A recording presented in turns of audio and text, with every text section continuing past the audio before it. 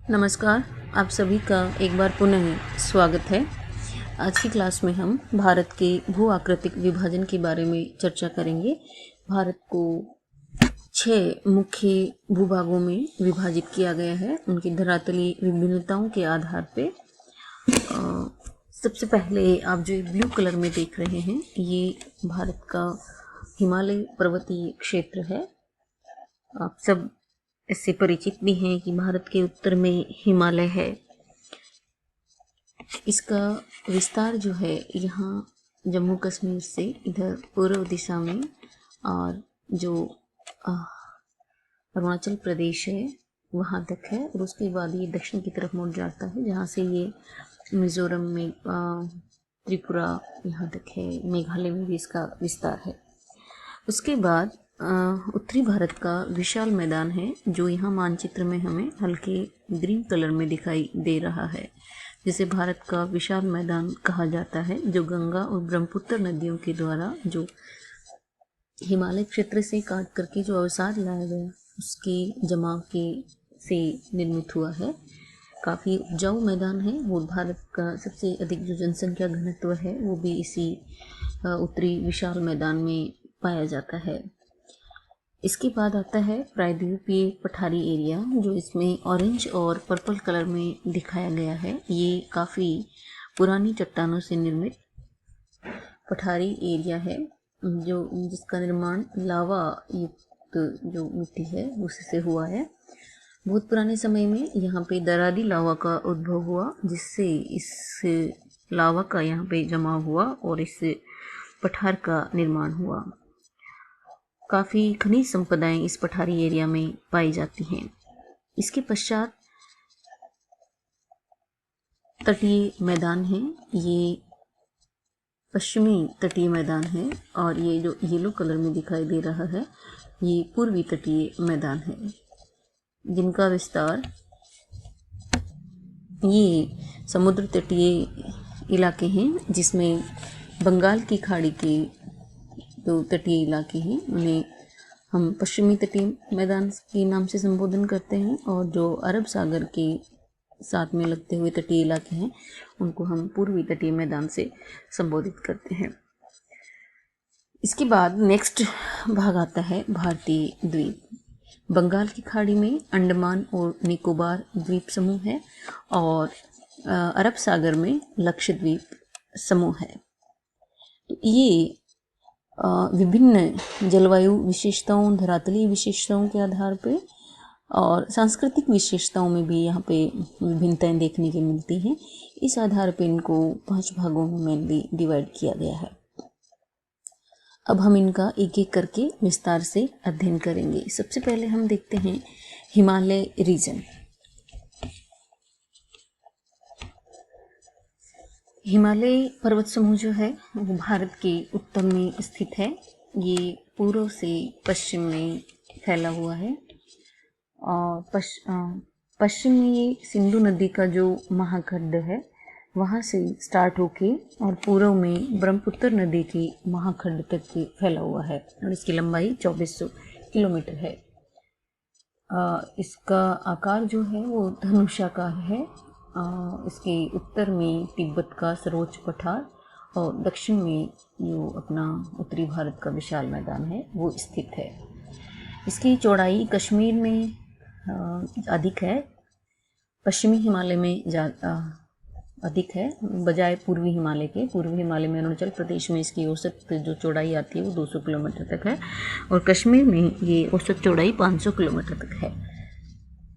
ये इसका जो विस्तार है वो 5 लाख वर्ग किलोमीटर एरिया में है। इसकी औसत ऊंचाई 6000 मीटर है। इसकी पीडीएफ मैं आप लोगों के साथ शेयर करूंगी, तो ये आंकड़े वगैरह आप वहाँ से लर्न कर सकते हैं, सीख सकते हैं, याद कर सकते हैं। यहाँ पे एक सामान्य हम परिचय प्राप्त करेंगे कि किस तरीके से हम इस क्षेत्र की पढ़ाई करते हैं और क्या क्या चीज़ें हमें इसमें पढ़नी है।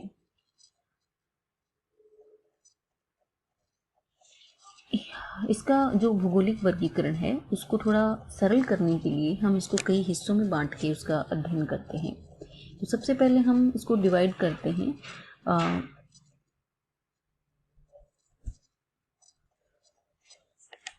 इसके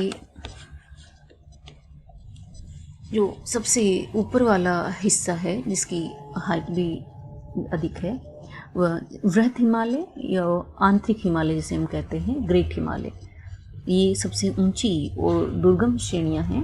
इसे हिमाद्री के नाम से प्राचीन ग्रंथों में लिखा गया है। ये हमेशा यहाँ पे बर्फ जमी रहती है। इसका और नाम इसके मुख्य हिमालय, महान हिमालय ये भी रखे गए हैं। ये सिंधु नदी की मोड़ से लेकर के ब्रह्मपुत्र नदी की मोड़ तक इसका विस्तार है। 2400 किलोमीटर इसकी लंबाई है। चौड़ाई कम है इसकी 25 किलोमीटर औसत रूप से, और 6100 मीटर उसकी ऊंचाई है। ये पश्चिम में यहाँ पे नागा पर्वत जो है ये काफ़ी ऊंची चोटी है। ये इसी महान हिमालय का हिस्सा है। और पूर्व में यहाँ पे नामचा बरवा जो चोटी है वो इसी महान हिमालय का हिस्सा है। काफ़ी अधिक ऊंचाई है, 7.5 किलोमीटर से भी ज़्यादा। ये पर्वत श्रेणी बहुत अधिक दुर्गम है और इसमें जो दर्रे हैं वो भी अधिकांश समय बर्फ में ही ढके रहते हैं।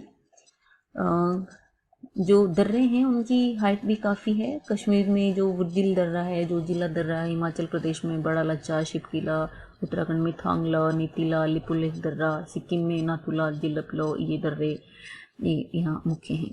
दूसरे नंबर पर आता है लघु अथवा मध्य हिमालय।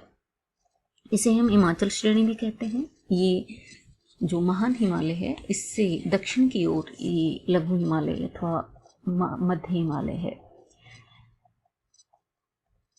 इसमें भी काफ़ी ऊंची चोटियां हमें देखने को मिलती हैं। पूर्व से पश्चिम दिशा में इसका विस्तार है और ये वृहद हिमालय के समानांतर है। जैसे ये वृहद हिमालय यहाँ से पश्चिम से पूर्व की ओर है, वैसे इसके समानांतर ये मध्य हिमालय भी है।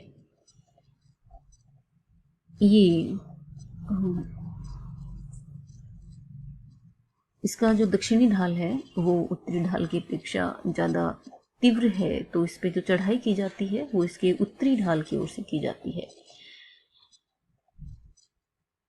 कश्मीर की जो पीर पंजाल श्रेणी है ये यहाँ पे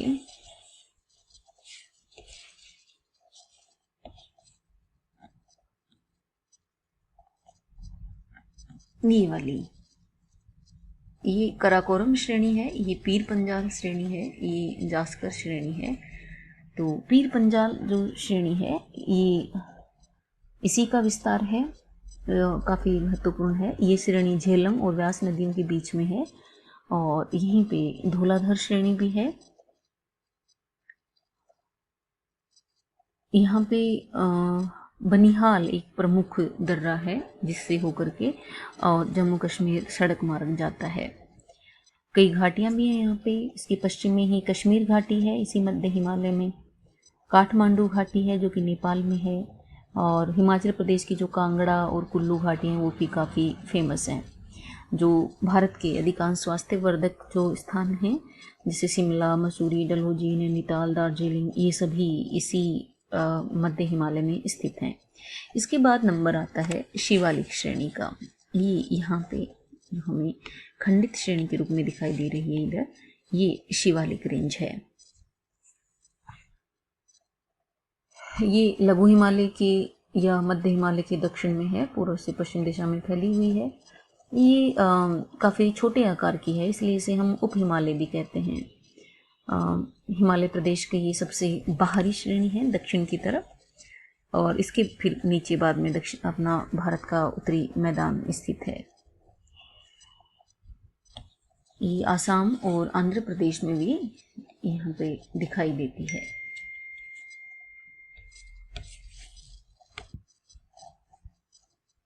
लघु और जो बाह्य हिमालय है उसके बीच में कहीं कहीं घाटियाँ पाई जाती हैं जिन्हें पश्चिम में दून कहा जाता है और पूर्व में उनको द्वार कहा जाता है। देहरादून इसका मुख्य एग्जाम्पल है। इसके बाद में हम बात करते हैं ट्रांस हिमालय की या तिब्बत हिमालय की। ये महान हिमालय के उत्तर में है। ये यहाँ पे ये जास्कर श्रेणी है। ये यहाँ पे लद्दाख, देखिए एक बार थोड़ा सा इसको देख लीजिए आप। ये ऊपर कराकोरम श्रेणी है, इसके बाद यहाँ पे लद्दाख श्रेणी है, ये जास्कर है, ये पीर पंजाल श्रेणी है और इसके नीचे फिर यहाँ पे ये धौलाधर श्रेणी है। ये मध्य हिमालय की प्रमुख श्रेणियां हैं। महान हिमालय, काराकोरम महान हिमालय में आता है। इसके उत्तर में ट्रांस हिमालय है। अधिकांश भाग इसका तिब्बत में है, इसलिए इसको तिब्बत हिमालय भी कहा जाता है।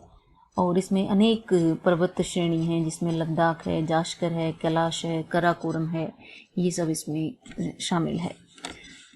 ये यहाँ पे मैंने आपको बताया कि ये लद्दाख श्रेणी है, यहाँ पे ये कैलाश रेंज है, कैलाश श्रेणी है, ये यहाँ पे काराकोरम श्रेणी है और ये यहाँ पे नीचे ये जास्कर श्रेणी है। ट्रांस हिमालय का हिस्सा है। काफ़ी ऊंची ऊंची चोटियाँ हैं यहाँ पे। इसकी प्रमुख चोटियाँ जो K2 अथवा गोल्डन आस्टिन है, जो हमारे भारत की सबसे ऊंची चोटी है। ध्यान देने योग्य बात है कि माउंट एवरेस्ट जो है वो हिमालय में है, हिमालय पर्वत श्रेणी में ही है, लेकिन भारत में नहीं है, ये नेपाल में है। भारत की सबसे ऊंची चोटी गोल्डन आस्टिन या K2 है, विश्व की दूसरी ऊंची सबसे चोटी है ये। इसके बाद में हम अध्ययन करते हैं इसका पूर्वांचल के रूप में। ये यहाँ पे इधर यहाँ ब्रह्मपुत्र गौर जाने के बाद में ये जो पर्वत श्रेणी, हिमालय पर्वत श्रेणी, ये दक्षिण की तरफ मुड़ जाती है। ये मुख्य हिमालय के पूर्व में है, इसीलिए हम इसे पूर्वांचल कहते हैं। ब्रह्मपुत्र नदी का जो दिहांग गौर्ज है उसको पार करने के बाद हिमालय पर्वत नीचे की ओर मुड़ जाता है और पहाड़ियों की श्रृंखलाएं बनती हैं, जिनका विस्तार अरुणाचल प्रदेश, नागालैंड, मणिपुर, मिजोरम, त्रिपुरा और असम में फैला हुआ है। अरुणाचल प्रदेश के पूर्वी भाग में मिश्मी और पटकाई बोम ये प्रमुख पहाड़ियाँ हैं और ये जो पर्वत श्रेणी है पटकाई बोम, ये भारत और म्यांमार के बीच में अंतर्राष्ट्रीय सीमा बनाती है। पटकाई बोम के नीचे दक्षिण में नागा श्रेणी है, ये अंतर्राष्ट्रीय सीमा बनाती है भारत के नागालैंड और म्यांमार के बीच में। इस नागा श्रेणी की सबसे ऊंची चोटी जो है वो सारामती है। कई बार पूछ लिया जाता है, ध्यान रखिएगा, सारामती है। इसके दक्षिण में कोहिमा पहाड़ी है, जिसमें सबसे ऊंची चोटी जापवी है। फिर उसके नीचे मणिपुर पहाड़ियाँ हैं, जो कि मणिपुर में स्थित हैं ऑब्वियसली। ये भारत में और म्यांमार के बीच में फिर से सीमा बनाने का काम करती हैं। इसके बाद में मिजोरम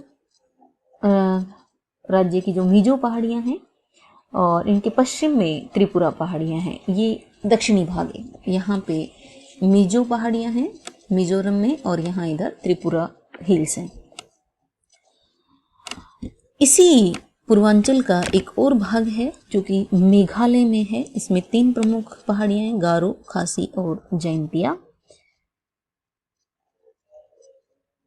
इसी प्रदेश में अपना भारत विश्व का सर्वाधिक वर्षा वाला जो स्थान है मासिनराम, वो यहाँ पे स्थित है, जिसमें विश्व में सबसे अधिक वर्षा होती है। तो ये हिमालय का भौगोलिक विभाजन हमने यहाँ पे पढ़ा। कल की क्लास में हम हिमालय का प्रादेशिक विभाजन पढ़ेंगे। आज की क्लास में इतना ही। धन्यवाद।